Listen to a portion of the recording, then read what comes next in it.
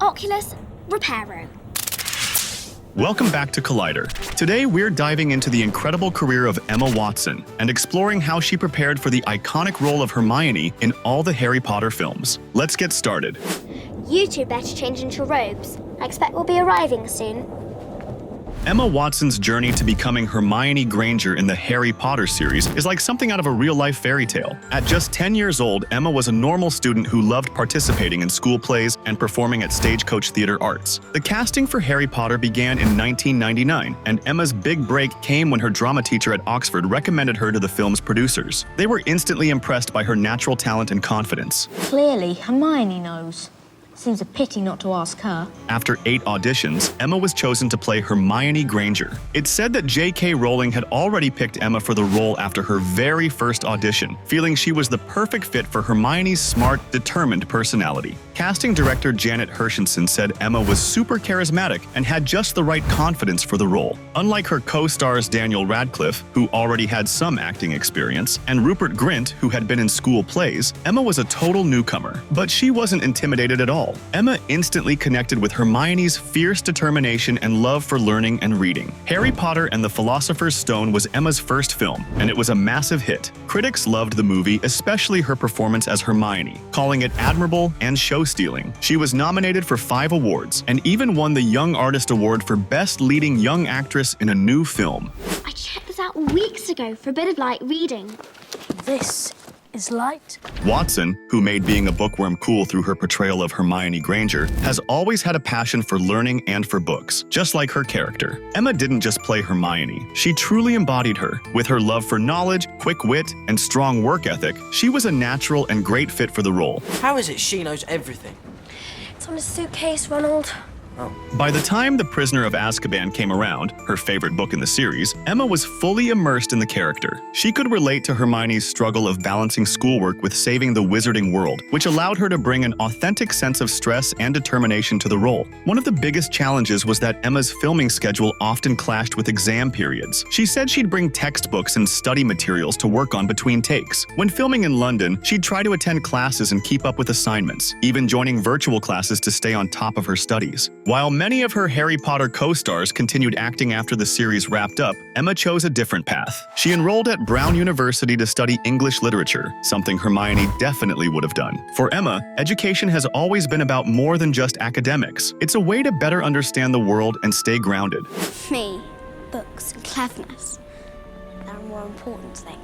Another thing they have in common is that both Hermione and Emma are passionate about standing up for what's right. Hermione showed this by starting SPEW, the Society for the Promotion of Elfish Welfare, to fight for house elf rights. Dobby is a free elf. Similarly, Emma has taken her advocacy worldwide by leading the He for She campaign as a UN Women Goodwill Ambassador, promoting gender equality and encouraging others to join the movement for a fairer world. Playing Hermione for over a decade shaped a huge part of Emma's life, and she even admits there's a lot of overlap between herself and the character. Both are hardworking, curious, and determined, which made stepping into Hermione's shoes feel natural for her. You really are the brightest witch of your age. Emma Watson knew she wanted to be an actress from the young age of 6. She trained for several years at the Oxford branch of Stagecoach Theatre Arts, a part-time drama school where she focused on singing, dancing, and acting. I won't be going alone because, believe it or not, someone's asked me. By the time she was 10, Emma was already taking on leading roles in Stagecoach productions and school plays, like Arthur the Young Years and The Happy Prince, gaining plenty of stage experience.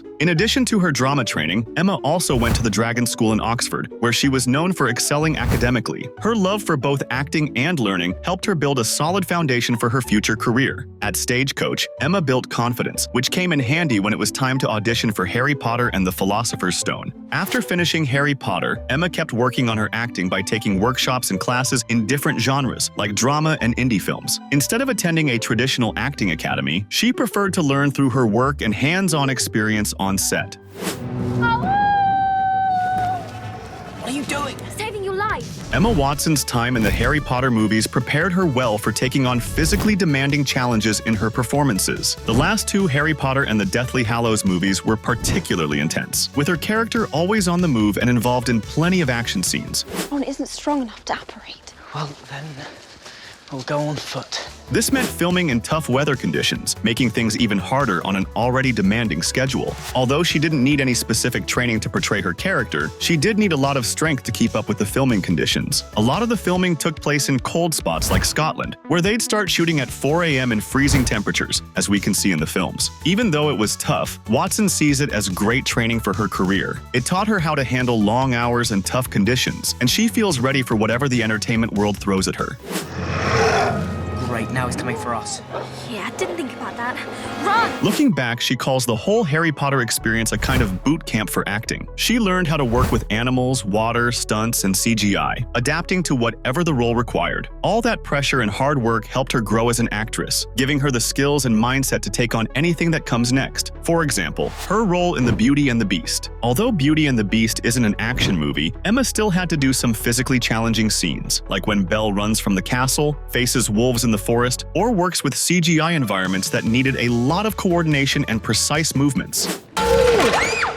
Oh, you are very strong. This is a great quality. Watson has said that no other role will ever be as physically demanding as the Harry Potter films. While those years were challenging, they set her up well for the future, teaching her the ropes and giving her the confidence to take on any project. Beyond Harry Potter, Emma's been in movies like My Week with Marilyn, The Perks of Being a Wallflower, Noah, and Little Women.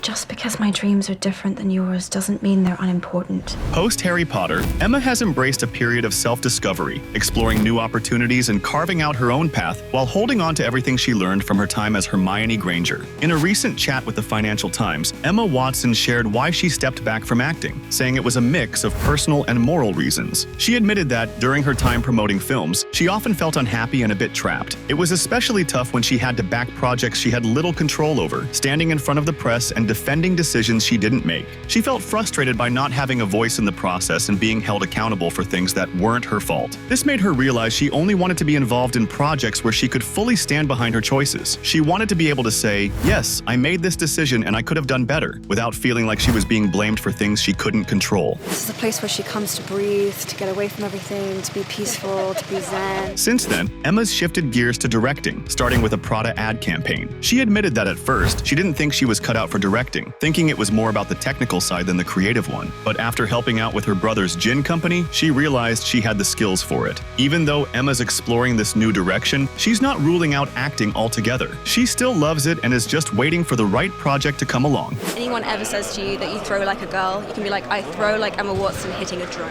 Playing Hermione from such a young age was a big challenge for Emma Watson, but it was totally worth it. What started as a simple audition turned into a breakout role that made Emma a global star, and it paved the way for a long and successful career in acting, activism, and modeling. We look forward to seeing her continue to shine on screen. Thanks for watching Collider. See you next time.